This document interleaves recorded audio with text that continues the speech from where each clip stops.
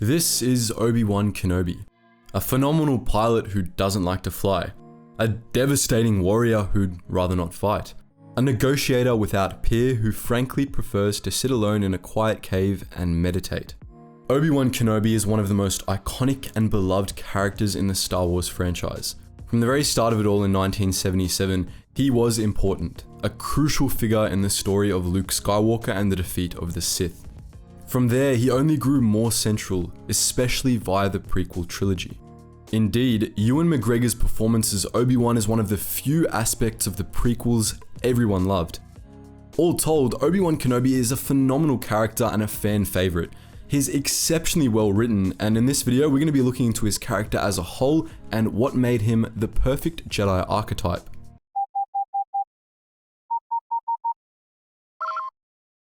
Attention, Sergeant on deck!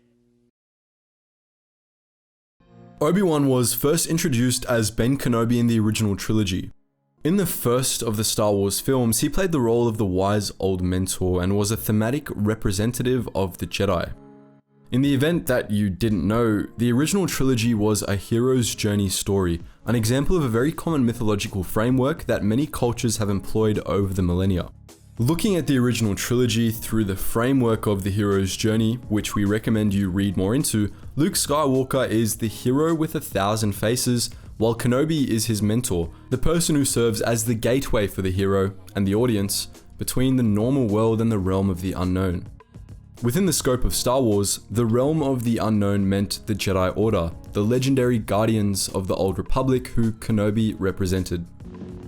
For over 1,000 generations, the Jedi Knights were the guardians of peace and justice in the Old Republic.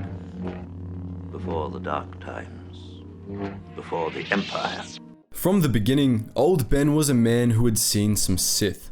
Indeed, as far as A New Hope is concerned, he might as well have been the history of the Star Wars galaxy.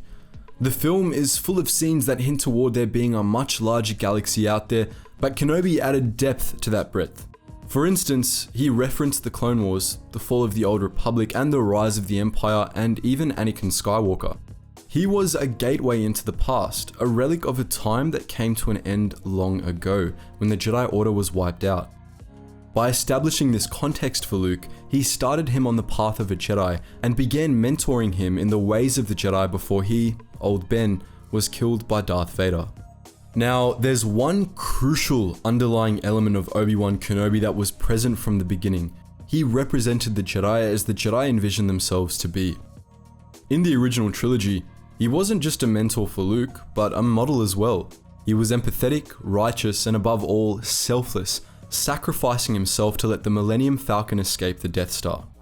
He was what viewers would consider the perfect Jedi, at least at first, and his character almost single-handedly shaped the Star Wars fans' perceptions of the old Jedi Order. Luke looked up to him, even when later events revealed Kenobi had his failings too. These failings are also representative of wider failures within the Jedi Order, which Luke serves to correct in Return of the Jedi, but that's another story entirely. With the release of the prequel trilogy, we got a much more complete look at the life of Obi-Wan Kenobi.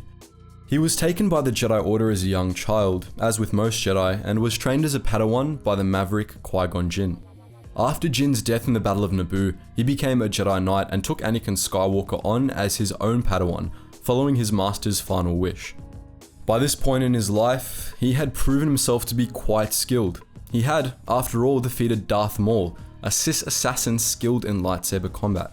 But nonetheless, he struggled to train young Anakin, and the two had a contentious relationship right up until the start of the Clone Wars. In that conflict, Anakin matured and ended up becoming a Jedi Knight in his own right, while Obi-Wan became a Jedi Master. The two became close friends, but their friendship ended in tragedy when Skywalker of course fell to the dark side and became Darth Vader. Kenobi left Vader for dead on the black glass sands of Mustafar and went into self-imposed exile on Tatooine. This part of the story gave us another side of Obi-Wan Kenobi to consider, a more flawed side. As a Padawan and a young Jedi Knight, he wasn't quite as wise as the Obi-Wan Kenobi that the fans were used to. More worryingly, he was often impatient to the point of getting grumpy at times, first with his master and then with his apprentice. This, of course, was just him being human, but it showed another side of his character and, more importantly, another side of the Jedi. Young Obi-Wan still represented how the old Jedi Order saw themselves, but in light of the prequel trilogy, this meant something different. In the original trilogy, our wiser, albeit flawed version of Obi-Wan was all we were given to go on for what the Jedi were like. But in the prequels, we got to see them in all their flawed glory. To put things lightly, they weren't the righteous heroes the original trilogy made them out to be. They were misguided at best, and the younger version of Obi-Wan's character reflected their flaws. Obi-Wan was still the same ideal Jedi, but the prequels showed us that the ideal was an imperfect one. During the Clone Wars, we got to see Obi-Wan in his prime. By the time of the Battle of Coruscant, his skills and status were peaking, and though he still wasn't quite the wise mentor he would become in the course of his exile, many of his flaws had nonetheless mellowed or faded away. Like Anakin, Obi-Wan really came into his own during the Clone Wars, and he even came out of the conflict with a sense of humor, which was put on frequent display whenever he was with Anakin. Anakin, what? Control your insolence. The Count is concentrating. His relationship with his former apprentice improved rapidly over the course of the Clone Wars, and the two of them became inseparable, treated like a single entity by the newsnets. The Revenge of the Sith novelization displays this well in general, and we truly recommend you go read it if you still haven't. But for the purposes of this video, we've picked out one passage from the novelization that sums it up. Anakin and Obi-Wan. Kenobi and Skywalker. From the beginning of the Clone Wars, the phrase Kenobi and Skywalker has become a single word. Kenobi would rather talk than fight, but when there's fighting to be done, few can match him. Skywalker is the master of audacity. His intensity, boldness, and sheer jaw-dropping luck are the perfect complement to Kenobi's deliberate, balanced steadiness. Together, they are a Jedi hammer that has crushed separatist infestations on scores of worlds. This relationship exposes more about who Obi-Wan Kenobi really was, and also portrays the deep-seated fraternal love that he had for Anakin since the beginning. It retroactively showed that his impatience and grumpiness toward Anakin were less of a matter of distaste and more of a matter of compensating. As Obi-Wan expressed repeatedly, he didn't feel up to the challenge of training Anakin, and his way of dealing with this was to be hard and overly critical, as the Jedi had taught him to be. But at his core, he cared deeply about his young apprentice, and his mediocre teaching methods were symptoms of flaws in the Jedi Order, not Kenobi himself. By the time of the Revenge of the Sith, Obi-Wan Kenobi had lived up to the Jedi ideal. He was a leading member of the Jedi Council, and several people considered him to be the perfect Jedi. And to be fair, they weren't really wrong. Like Qui-Gon before him, Obi-Wan was more in tune with the will of the Force than almost anyone else. So much so that he appeared luminous and tranquil when seen through the Force. He was wholly selfless and able to easily detach himself from the world and let the Force guide his every action. Yet, he also cared deeply about the plight of innocents across the galaxy and had a keen sense of justice. As his popular HoloNet nickname suggests, he was a negotiator without equal, a man who detested violence and preferred peaceful solutions. Few in the galaxy, Jedi or Sith, could match him in terms of Force techniques or lightsaber combat. But Kenobi showed great restraint with all of these talents and preferred to use them defensively. He was the ultimate master of Form 3 lightsaber combat, able to defend himself against withering barrages of blaster fire and the four blades of General Grievous alike, yet he was still humble and resisted the temptation of pride. Obi-Wan Kenobi was everything the Jedi Order wanted from its members. But he was still a flawed man. After the Battle of Coruscant, he went along with the plotting of the Jedi Council, failing to see the flaws in the Order itself. When these flaws in teachings caused Anakin to fall to the dark side, Kenobi failed to see that his former student could be redeemed.